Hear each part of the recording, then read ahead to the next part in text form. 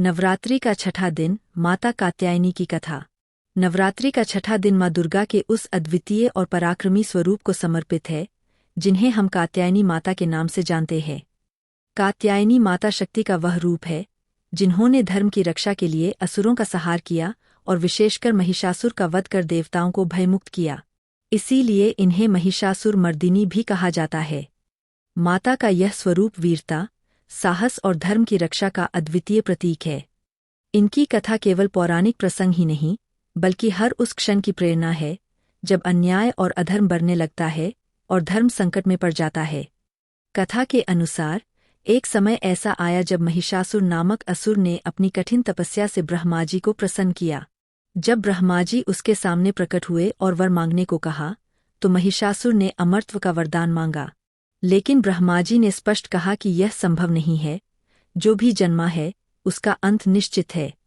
तब महिषासुर ने चतुराई से कहा कि उसे ऐसा वरदान दिया जाए कि उसका वध किसी देवता या असुर के हाथों न हो सके। ब्रह्माजी ने उसकी तपस्या से प्रसन्न होकर उसे यह वरदान दे दिया। परिणाम यह हुआ कि महिषासुर का अत्याचार दिन प्रतिदिन बढ़ने लगा। वरदान पाकर महिषासुर ने देवताओं पर आक्रमण कर दिया। उसने इंद्र को स्वर्गलोक से निकाल दिया, वरुण, अग्नि, सूर्य और चंद्र जैसे देवताओं को भी परास्त कर दिया। चारों ओर अराजकता फैल गई। पृथ्वी, आकाश और पाताल तीनों लोकों में भय का साम्राज्य स्थापित हो गया। देवता भी निराश और भयभीत होकर ब्रह्मा, विष्णु और महेश के पास पहुंचे और उनसे प्रार्थना की कि वे इस संकट का निवारण करें। तब त्रिदेव ने एकत्र होकर अपनी अपनी शक्तियों का तेज प्रकट किया। उस तेज से एक दिव्य नारी का रूप प्रकट हुआ जो तेजोमयी, अद्वितीय और अनुपम थी। वही शक्ति कात्यायनी माता थीं। कहा जाता है कि ऋषि कात्यायन ने कठोर तपस्या कर देवी को पुत्री रूप में प्राप्त किया था और उनके आश्रम में ही माता का जन्म हुआ था। इसी कारण उनका नाम कात्यायनी पड़ा। जब माता प्रकट हुईं, तो देवताओं ने उन्हें अपने अपने अस्त्र शस्त्र प्रदान किए। भगवान शंकर ने त्रिशूल दिया, भगवान विष्णु ने सुदर्शन चक्र, अग्नि ने शक्ति, वायु ने धनुष्पान, इंद्र ने वज्र, वरुण ने शंख और हिमालय ने सिंह वाहन प्रदान किया। इन सभी दिव्य अस्त्रों और वाहन से सुसज्जित होकर माता कात्यायनी युद्ध भूमि की ओर अग्रसर हुईं। युद्ध का आरंभ हुआ। महिषासुर अपने वरदान के कारण अत्यंत घमंडी और शक्तिशाली था। वह कभी मनुष्य रूप, कभी भैंस रूप, कभी सिंह और कभी हाथी रूप धारण कर माता से युद्ध करता। लेकिन हर बार माता ने उसके प्रहारों को विफल कर दिया।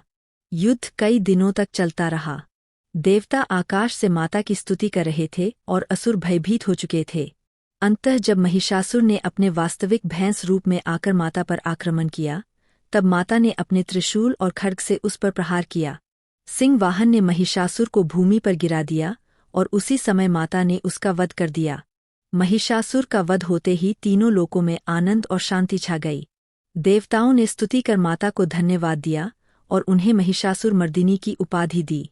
माता कात्यायनी का यह स्वरूप यह दर्शाता है कि जब अधर्म अपनी सीमा लांघ जाता है, तब शक्ति स्वयं अवतरित होकर धर्म की रक्षा करती है।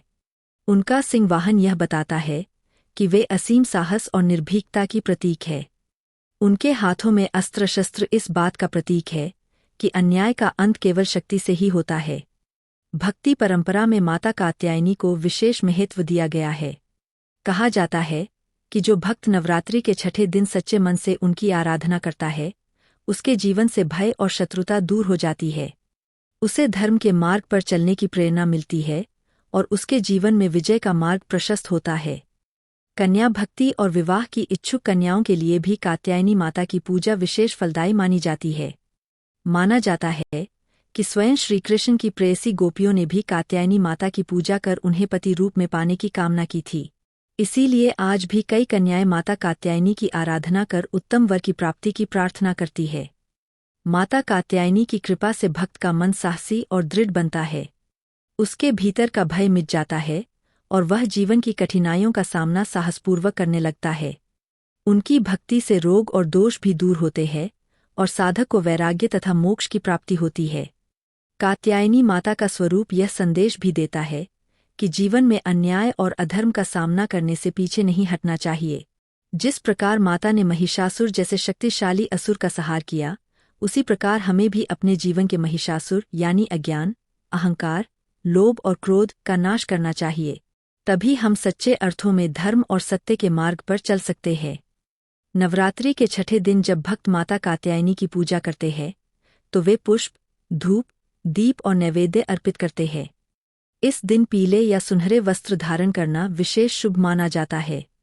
पूजा के समय यह प्रार्थना की जाती है कि माँ हमारे जीवन से भय और अज्ञान का नाश करे और हमें सत्य व धर्म की शक्ति प्रदान करें। माता कात्यायनी की कथा केवल पुराणों में ही सीमित नहीं है, बल्कि हर भक्त के जीवन में प्रेरणा का स्रोत है। जब जब हम कठिनाई और अन्याय का सामना करते हैं, तब हमें स्मरण करना चाहिए कि शक्ति हमारे भीतर भी है। यदि हम सच्चे मन से धर्म का साथ दें और साहसपूर्वक आगे बढ़े, तो कोई भी महिषासुर हमें पराजित नहीं कर सकता। माता कात्यायनी की पूजा से जीवन में विजय, साहस और धर्म का मार्ग सुनिश्चित होता है। यही कारण है कि वे नवरात्रि के छठे दिन विशेष रूप से पूजी जाती है और भक्त उनके समक्ष अपने जीवन की समस्याओं से मुक्ति की प्रार्थना करते हैं। कल नवरात्रि के 7वें दिन हम कालरात्रि माता की कथा सुनेंगे, जिनका स्वरूप अंधकार को भी निगल जाने वाला है और जो अपने भक्तों को हर भय से मुक्त करती है। कल आएगी 7वें दिन की कथा।